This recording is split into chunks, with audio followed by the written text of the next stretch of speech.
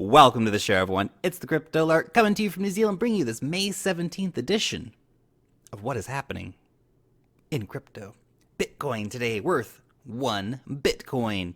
Taking a look at the Bitcoin charts today, we still do see a lot of the major cryptocurrencies are down, even in relation to Bitcoin. EOS being one of the ones that's taking a very big hit this week, down 22.85% versus Bitcoin on the 7-day. Now, after we saw that giant run-up that we did see in EOS, this is not a surprising thing to see, although I would expect a bit more price action before the end of the EOS ICO, so watch out for that to come up. Now, looking across the charts, Zcash is up 43% against Bitcoin this week, Basic Attention Token up 15%, Polymath up 31%, and Skycoin up 8%. On to our first big story of the day. Coinbase bringing out a suite of institutional products. Of course, Coinbase continuing to move from idea to idea, trying to build out a giant infrastructure of cryptocurrency-related projects and products for the market. An institutional-focused product was just the next inevitable link in that chain of ideas. LG subsidiary launches enterprise blockchain platform Monachain. Sounds very similar to Monacoin, of course, but they're very different things. One has nothing to do with the other.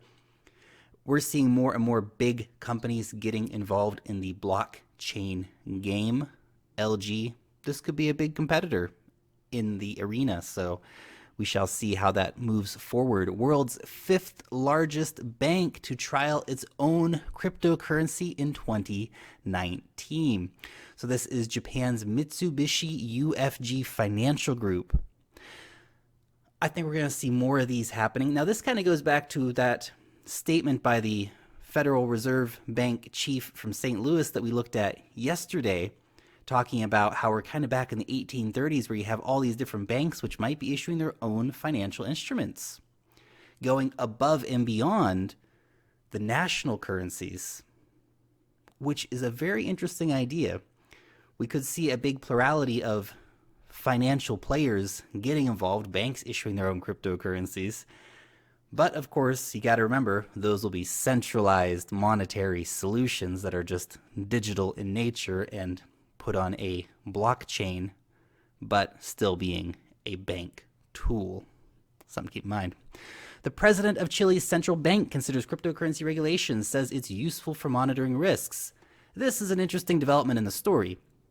Remember, we've been following what's happening in Chile recently, where banks came out and said cryptocurrency exchanges cannot have accounts with us. They took it to the courts. The courts said you have to have accounts for these businesses.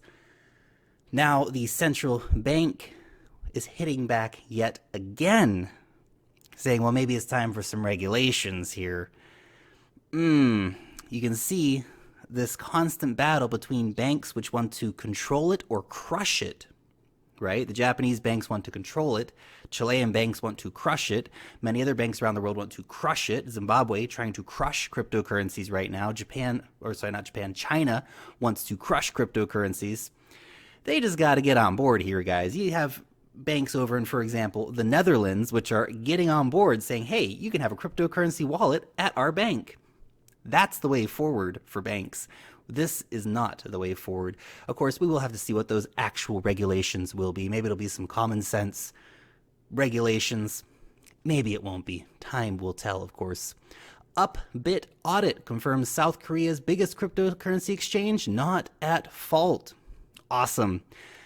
Now, this caused a lot of excitement the other week, but hopefully, of course, that will go a ways towards making the markets feel a little bit better. But usually the case with news cycles is the initial story causes a lot of excitement, and the result of the story, when it's something like this, for example, that they're not at fault, doesn't cause so much of a stir.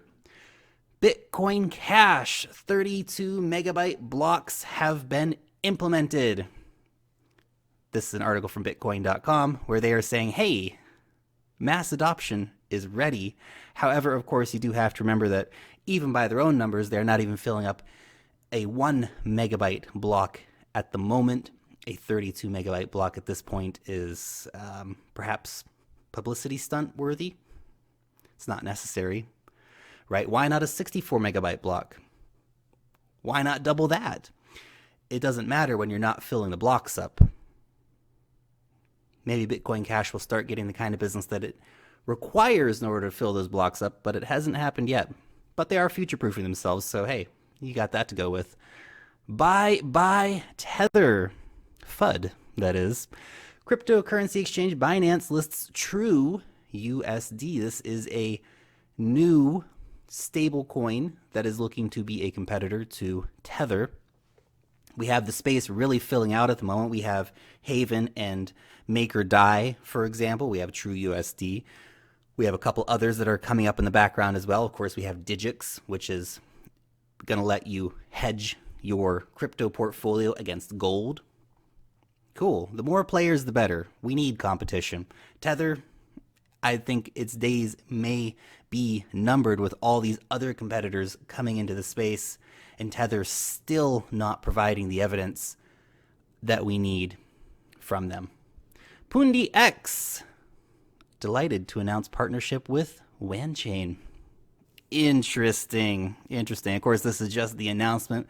We'll have to have some more details on what that partnership actually looks like, but there they are, hanging out consensus, shaking hands, so it's official, guys. Vechain Foundation signs a partnership with Bright Foods and its IT tech subsidiary. Nice. This is the second largest food company in China, owned by the Shanghai municipal government. That's pretty big.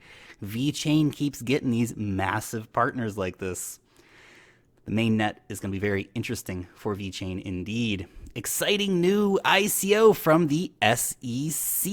Oh my goodness, the SEC is having an ICO. This is amazing. 15% bonus round. Oh my God, I gotta get in. What's it gonna be? Massive profit, massive for all my big discounts. Oh my gosh. Okay, I'll stop being silly. But the SEC has actually come out and made an ICO website to show people what scam ICO websites look like. It's kind of funny.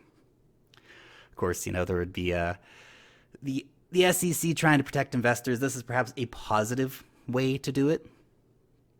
Say, hey, if it's too good to be true, it probably is.